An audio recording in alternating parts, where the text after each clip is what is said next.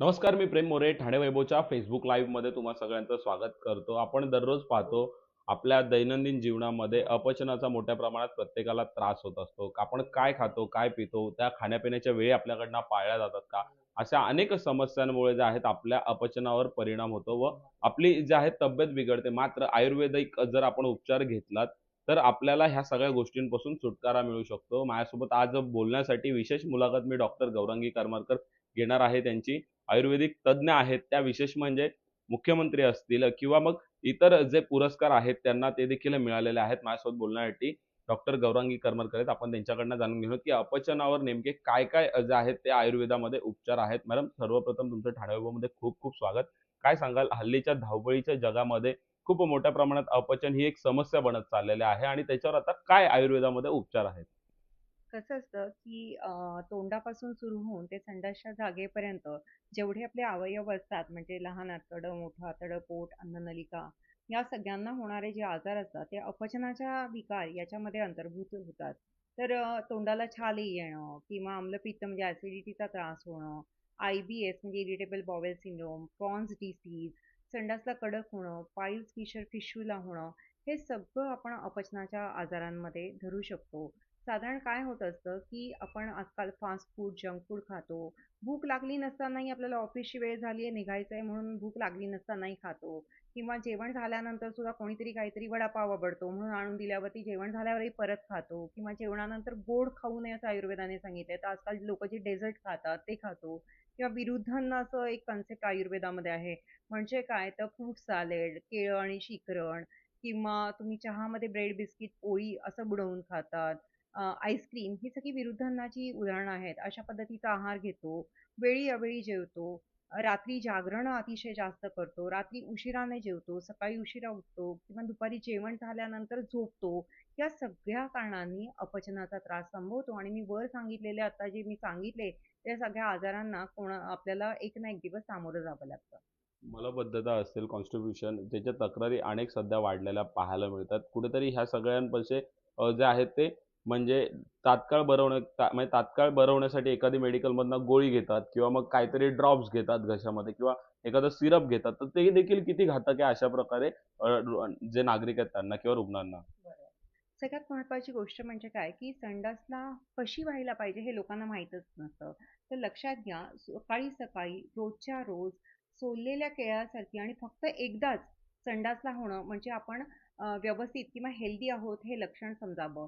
परंतु जे लोकं कोरडं अन्न खातात किंवा भूक लागलेली नसताना सुद्धा पचनशक्ती तेवढी नसताना सुद्धा उगाचच खातात, रात्री जागतात आणि सकाळी उशिरा उठतात आणि व्यायामाचा अभाव या सगळ्या गोष्टींनी त्यांना संडासला कडक व्हायला लागते किंवा ती वेळच्या वेळेवर होत नाही. अशा वेळेला आयुर्वेदाने रेचक औषध घ्यायला म्हणजे संडास साफ करण्यासाठी औषध घ्यायला मनाई केलेली आहे. कारण ही नैसर्गिक क्रिया आहे. याच्यासाठी औषध घ्यायला लागू नये. काय होत असतं आपल्या शरीरामध्ये, की आतडी जी असतात ती नागमोडी हालचाली करत असतात. त्याला पेरिस्टाल्टिक मूव्हमेंट्स म्हणतात आणि या आतड्यांच्या नागमोडी हालचालींमुळे मलभाग जो असतो तो पुढे सरकत असतो. परंतु वात वाढला, की त्याचा थंड गुण वाढतो आणि कोरडा गुण वाढतो आणि आतड्यांची हालचाल कमी होते. मलभाग तिथेच साचून राहतो आणि त्याच्यातला जो पाण्याचा अंश असतो तो शोषला जातो आणि संडासचा कडक होते. अशा वेळेला आम्ही पेशंटला औषधावरती डिपेंडन्सी न ठेवता आम्ही पेशंटला ॲडवाईस करतो, की साधारणपणे पोटाला तिळाचं तेल लावून गरम पाण्याच्या टबात घरच्या घरी बसावं आणि रात्रीच्या वेळेला एरंडेल तेलाचा बोळा संडासच्या वाटेने सारावा. घाबरण्याची गरज नाही. दुसऱ्या दिवशी तो मलप्रवृत्ती होताना पडूनच जाणार असतो आणि मानुका आणि वावडिंग यांचा काढा रोजच्या रोज घ्यावा. साधारणपणे भाकरी वगैरे आहारात असावी. पातळ अन्न हे कुस्करून वगैरे खाल्लं जावं ज्यांना असा त्रास होतो त्यांनी आणि आतड्याच्या हालचाली सुधारणारं असं अनुलोमक औषध असतं. पोट साफ करण्यासाठी जे औषध वारंवार घेतलं जातं त्याने आतड्याचा कोरडेपणा अधिकच वाढतो आणि मग त्याच्यामुळे हॅबिच्युअल कॉन्स्टिपेशन म्हणजे त्याची सवय जडते. ते वाईट आहे. त्याच्यापेक्षा आतड्याची हालचाल वाढवणारं अनुलोमक औषध जवळच्या आयुर्वेदिक डॉक्टरकडनं घ्यावं, जेणेकरून या त्रासातनं कायमची मुक्तता होते आणि जर आजार अधिक असेल, जुनाट जर सवय जडलेली असेल, अशा वेळेला आपण औषधी तेलं असतात, ती आपण पेशंटला बस्ती म्हणतात त्याला, ती आपण संडासच्या वाटेने आतमध्ये सोडतो. ते आणि एनिमा वेगळं आहे. एनिमाने केवळ पोट साफ होतं म्हणजे असलेली मलप्रवृत्ती बाहेर पडते. पण हे जे आपण तेल सोडतो त्याने आतड्यांचा कोरडेपणा असतो ना, तो जातो आणि आतड्याला ताकद मिळते आणि कायमस्वरूपी मलबद्धतेच्या किंवा कॉन्स्टिपेशनच्या तक्रारमधनं सुटका होते. मॅडम अनेकदा नागरिक जे आहेत स्ट्रीट फूड खात असतात जसं की चायनीज वगैरे. त्यामध्ये अनेकदा जे नॉन-व्हेज म्हणजे जे चिकन वापरलं जातं ते किंबहुना अनेक दिवसाचं असतं म्हणजे 2 दिवसांपूर्वी, 3 दिवसांपूर्वी असं देखील ते खाण्यामध्ये येतं. त्याचा कुठेतरी परिणाम अपचनावर होतो. त्याचबरोबर त्या अपचनाबरोबर शरीरावर रॅशेस येणं असतील, खाज येणं सुटणं असेल किंवा एखादं फंगल इन्फेक्शन वगैरे अशा देखील तक्रारी घडत असतात. तर त्याच्या देखील काय काळजी घेतली पाहिजे? कशाप्रकारे रुग्णांनी त्याकडे लक्ष दिलं पाहिजे?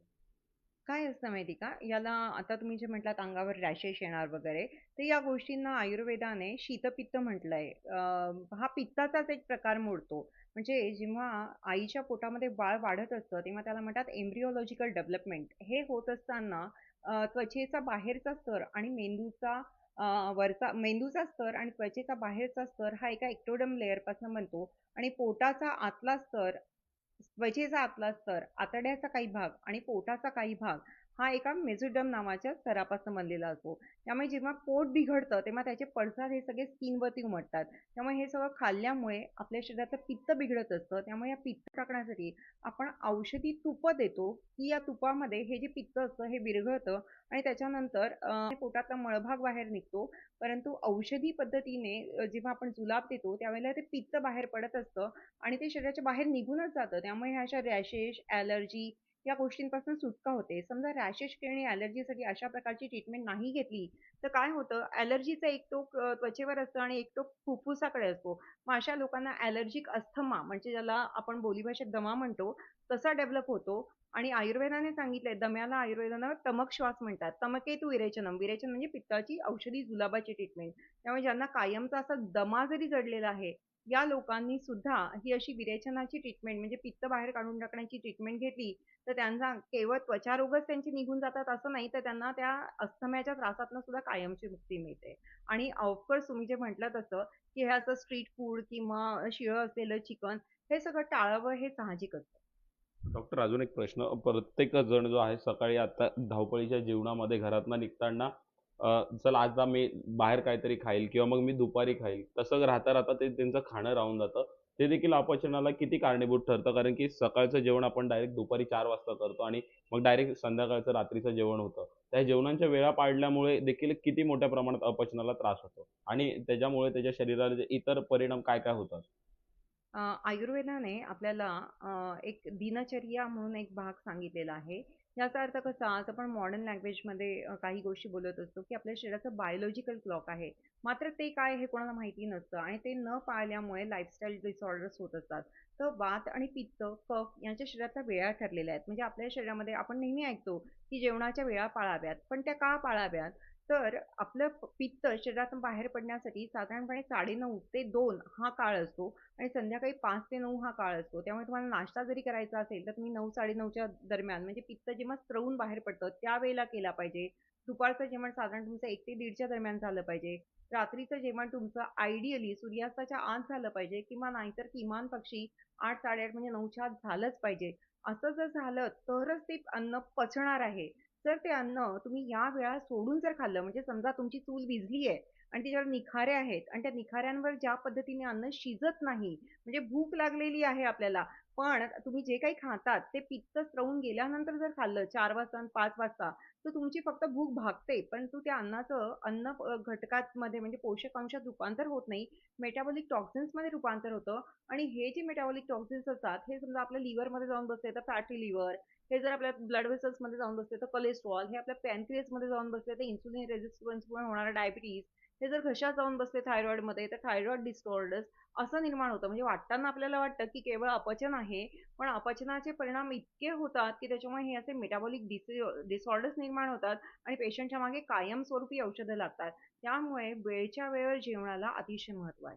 डॉक्टर अजून एक प्रश्न. जसं तुम्ही बोललात वेळच्या वेळेस जेवणाला प्रयत्न जर एखाद्या वेळेस घाई गडबडीमध्ये जात असेल, तर आयुर्वेदामध्ये असं काय आहे, की जे आपण घेतल्याने म्हणजे एखादं काहीतरी की मी चालता-चालता ते खाल्लं आणि माझ्या शरीराला ते सूट होईल, असं काही आहे का? आणि जर असेल तर मग त्याचे फायदे किती आहेत? सगळ्यात महत्त्वाचं आयुर्वेद हा तुम्हाला नेहमी नियमच शिकवतो. चालता-चालता खाऊ नये हे पहिला नियम आयुर्वेदाने सांगितलेला आहे. आज आपण जे पंक्तीमध्ये उभं राहून खातो हे पण चुकीचं आहे.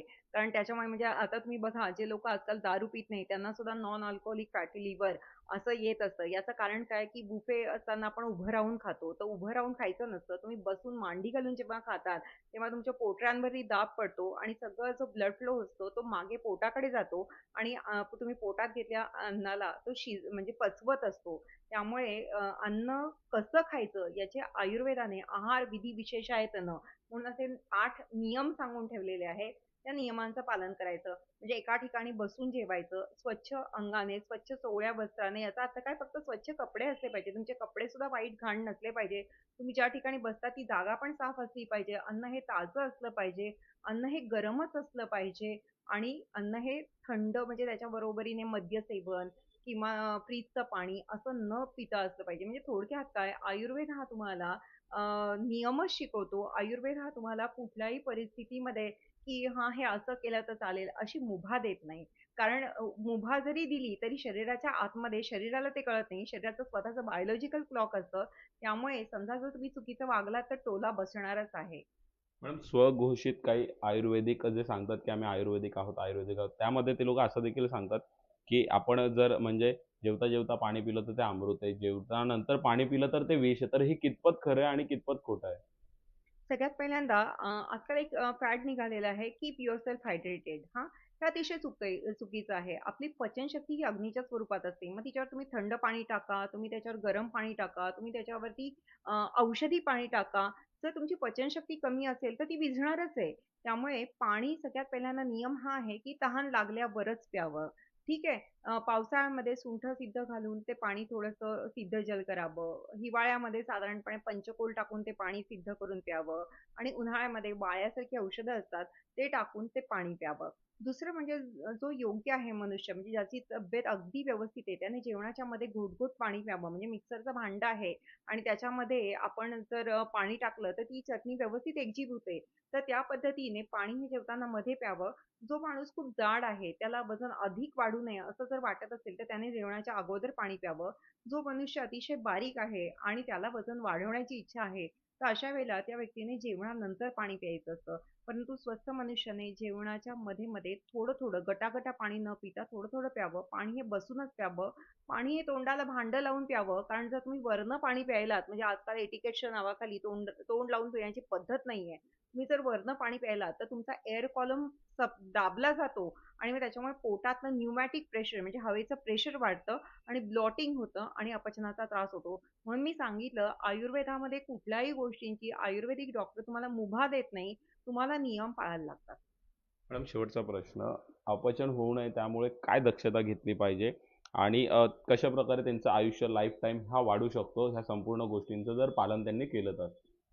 या संपूर्ण प्रोग्राममध्ये मी आता प्रत्येक वेळोवेळी हेच बजावण्याचा प्रयत्न केलेला आहे, की अन्न हे गरम असलं पाहिजे, अन्न हे घरगुती असलं पाहिजे, packaged food, tin food, preservative असलेलं अन्न खाऊ नये. चवीला कितीही चांगलं लागलं तरी सात्विक म्हणजे कमी मसाले असलेलं. कारण तुम्ही जर मसाले जास्त वापरलं, जळजळीत जर अन्न वापरलं, तर ते तुमच्या पित्ताला बिघडवणार आहे आणि तुम्हाला ॲसिडिटी म्हणजे पोटात आग, मळमळ, जळजळ, उलट्या डोकं दुखणं, मायग्रेन वगैरे असे आजार किंवा पाईल्स फिशर टिश्यूला होणार आहे. त्यामुळे साधारण दुधी पडवळ फळभाज्या खाव्यात. भाकरीचा समावेश आहारात असावा. त्याच्यातून आपल्या शरीराला फायबर मिळत असतं. आणि मी सांगितलं तसं सिद्ध पाणी प्यायलं तर उत्तम असतं. दुपारी झोपू नये आणि मी पूर्वी जे सांगितलं, की आपल्याला मलप्रवृत्ती जर साफ व्हावी असं वाटत असेल, तर आतड्यांची हालचाल नीट व्हायला पाहिजे. त्याच्यासाठी काही योगासनं असतात. जसं वज्रासन असतं, योगमुद्रा असे व्यायाम प्रकार आणि ते प्रत्येकाच्या आजारानुसार त्यामुळे तुम्हाला आयुर्वेदिक डॉक्टर त्याचे व्यवस्थित गाईडन्स करतील तुमच्या तब्येतीप्रमाणे आणि आजाराप्रमाणे.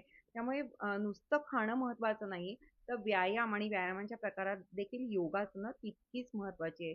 एवढं जरी केलं म्हणजे हितभूक म्हणजे शरीराला हितकारक खावं, मितभूक म्हणजे पोट न भरता थोडं पोट कमी त्याच्यामध्ये जागा राहील, की जेणेकरून पचन व्यवस्थित चालू राहील शरीरामध्ये अशी थोडी जागा ठेवून पोटामध्ये जागा ठेवून खावं याला हितभूक आणि मितभूक म्हणतात.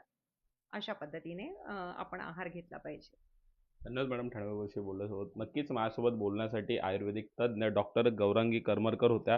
विशेष म्हणजे डॉक्टर गौरांगी करमरकर यांनी आयुर्वेदमध्ये MD ही डिग्री जी आहे ती घेतलेले आहे. त्याचबरोबर मुख्यमंत्री असतील किंवा नवराष्ट्र वुमन्स अचीव्हमेंट असेल किंवा इतर जे आहेत सन्मान देखील मोठ्या प्रमाणात डॉक्टर गौरंगी करमरकर यांचे जे आहेत ते करण्यात आलेले आहेत. अशा आयुर्वेदिक तज्ञ त्यांच्याकडून आपण येत्या काळात अजूनही काही आपल्या आरोग्यासंदर्भात टिप्स ज्या आहेत त्या जाणून घेणार आहोत. त्यामुळे नक्कीच तुम्हाला देखील आयुर्वेदाबद्दल काय अजून प्रश्न असतील ते देखील आम्हाला कमेंट बॉक्सद्वारे नक्की कळवा व आजच्या ह्या माहितीबद्दल तुम्हाला काय वाटलं आणि हे जर माहिती तुम्ही खरंच तुमच्या जीवनातील अनुकरण केले तर ते खूप तुमच्या फायदेशीर ठरेल असं तुम्हाला वाटलं का? हे देखील आम्हाला नक्की कळवा. ठाण्यातील अशा ताज्या घडामोडींसाठी ठाण्याच्या Facebook, Insta आणि Twitter अकाउंटला फॉलो करा. तसेच आमच्या YouTube चॅनलला सबस्क्राईब करा.